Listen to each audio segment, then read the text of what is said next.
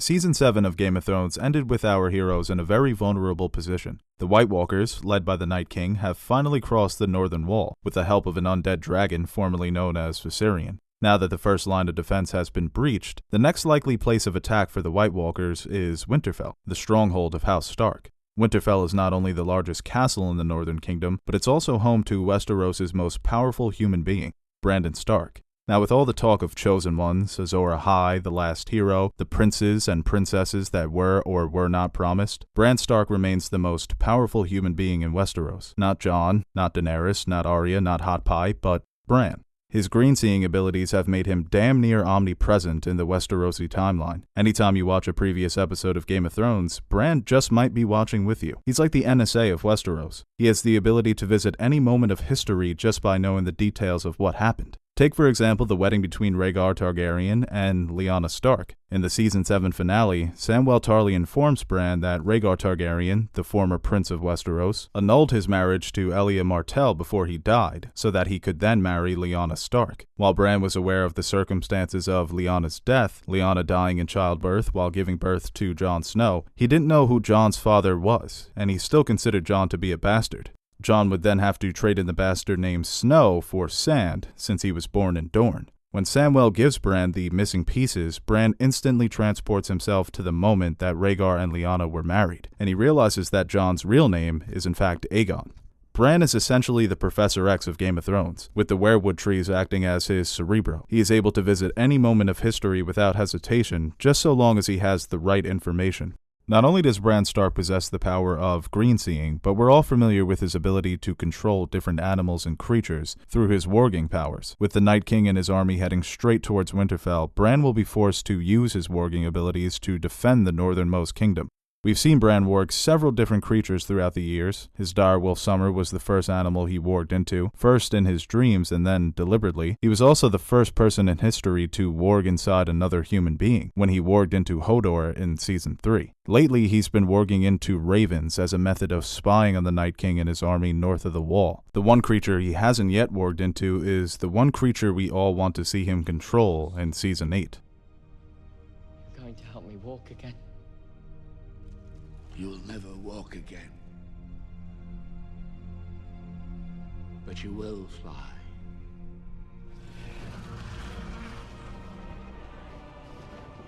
As promised by the Three-Eyed Raven, Bran Stark seems destined to be the third dragon rider after Daenerys and Jon. Now, you can take the Three-Eyed Raven's line about never walking again but flying as a metaphor for Bran's power and potential, but that's kinda boring. We want to see Bran warg into a dragon. I'm expecting we will see Jon Snow ride a dragon in Season 8. It only seems right that he would be the one to ride Rhaegal, the dragon that was named after his father Rhaegar. He should be pretty good at it too, he's had some practice riding dragons.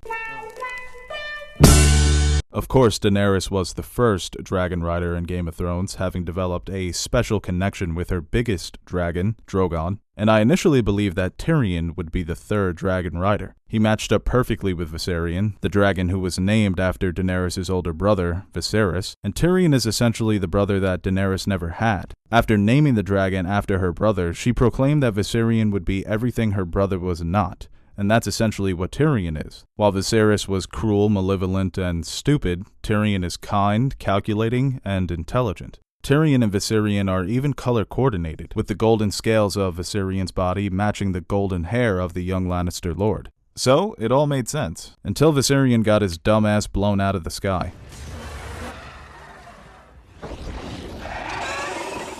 It's very unlikely now that Tyrion will ever ride a dragon, but this does open up an opportunity for Bran to be that third dragon rider. Now, before the Night King marched his army toward the wall in Season 7, there were two things he needed to accomplish. First, he needed to kill the two most powerful human beings alive, Brynden Rivers, the original Three-Eyed Raven, and Bran Stark, the Three-Eyed Raven's successor. He succeeded in killing Brynden Rivers, but Bran was able to escape before the Night King could confront him.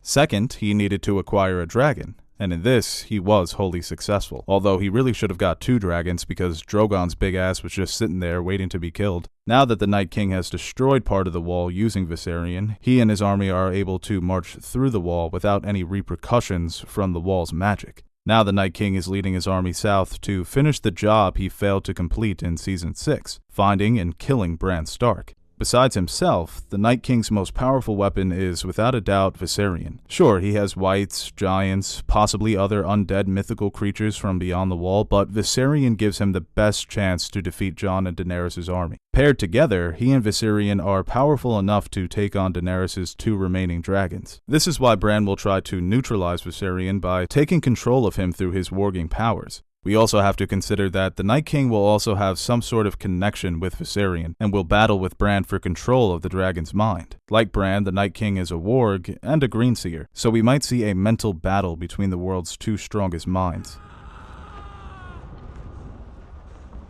He saw me! The Night King! He saw me! He touched you.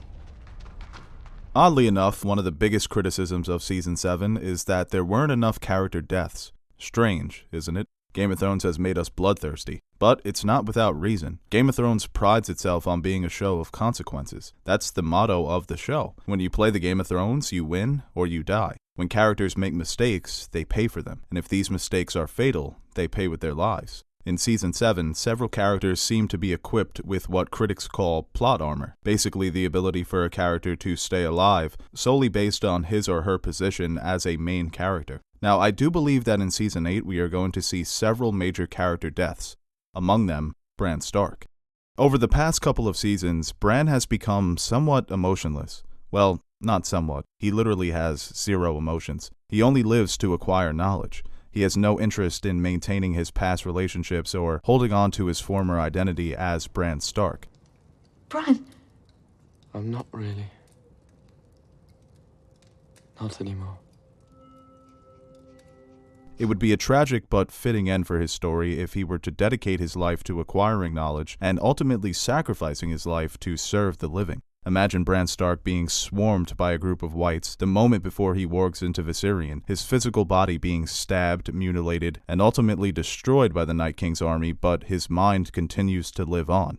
There is precedent for this in the show. Orell, a wildling man, and a warg, I'm sure you remember him. He had the ability to assume the consciousness of an eagle, and he used the eagle to spy on the Night's Watch. Before he is killed by Jon Snow in Season 3, he wargs into his eagle for one last attack against Jon. If Bran can take full control of Viserion's mind, he can use the power of the dragon to help destroy the Night King's army. Even if the Night King is forced to kill Bran through Viserion, it would remove Viserion from the equation completely. There is another possible way for Bran to ride Viserion in Season 8 without actually warging into him. It's a popular fan theory that you've probably heard of by now, but I'm going to break it down anyway. The theory is that Bran Stark is actually the Night King. It's pretty far-fetched, but hold on, it gets even dumber. The theory states that in Season 6, Bran Stark will use his green-seeing abilities to travel back in time to warn the Children of the Forest against creating the White Walkers. In Season 6, Episode 5, The Door, the Three-Eyed Raven takes Bran back in time to the moment when the White Walkers were first created. The White Walkers were originally created by the Children of the Forest as a weapon to use against the First Men. The 2 races had been embroiled in civil war for thousands of years, so the Children basically created a nuclear weapon. We learn that the Night King was actually one of the First Men. He was captured and imprisoned by the Children of the Forest against his will. Using their magic, combined with a dagger made of dragon glass, the Children successfully turned him into the first White Walker. Now, the theory states that in Season 8, Bran Stark will use his green-seeing abilities to travel back in time to this very moment. Similar to my idea of how he will warg into the dragon before he dies, it will be a last-ditch effort to save humanity, stopping the White Walker threat before it begins. He will warg into this man and will desperately try to warn the Children of the Forest about the dangers of creating the White Walkers. The Children will either think he's crazy or just trying to save his people, so that's why they gag him. With Bran now trapped inside of this man's body, he will unwillingly transform into the first White Walker, making him the Night King. Now, you can make the point that Bran should just warg out of the man's body before he is transformed, but there are several reasons why he could be trapped. Let's imagine a scenario where, before time traveling to the past, Bran's physical body was destroyed, so he can no longer use his body as a vessel to host his consciousness. He can't switch back and forth between the past and the present. Being stuck in the past with no place to go, he will have no choice but to warg into this man's body in order to stay alive. The second scenario is based on something that the Three-Eyed Raven taught Bran in Season 6. While visiting the past, Bran becomes disillusioned by what he's seeing. The Three-Eyed Raven takes him to his father Ned's childhood, growing up in Winterfell with his siblings and his family. The Three-Eyed Raven warns Bran that if you stay in the past too long, you will become lost in it. It is beautiful beneath the sea. But if you stay too long, you'll drown. I wasn't drowning. I was home. The reason that Bran will be forced to warg into this man is because Bran himself cannot communicate with the children of the forest. When traveling back in time, Bran must warg into another person who is present in that time period in order to communicate with the people around him. So maybe Bran travels back in time a couple of days before the first White Walker was created, assumes the identity of this man, and he is the one who seeks out the children of the forest north of the wall, instead of it being the other way around. When he tries to warn the children, they just imprison him, gag him, and turn him into a White Walker. It's pretty fucked up. When Bran witnesses the creation of the first White Walker in Season 6, he looks startled. Maybe Bran is somehow remembering the pain of being transformed into a White Walker. This whole theory results in a second causality loop in the world of Westeros, similar to Hodor's death in Season 6. Bran Stark was born into the world so that he could one day warg back in time to become the Night King. That's why the two of them exist at the same time. It's really confusing, but it makes sense. Kind of. No it doesn't.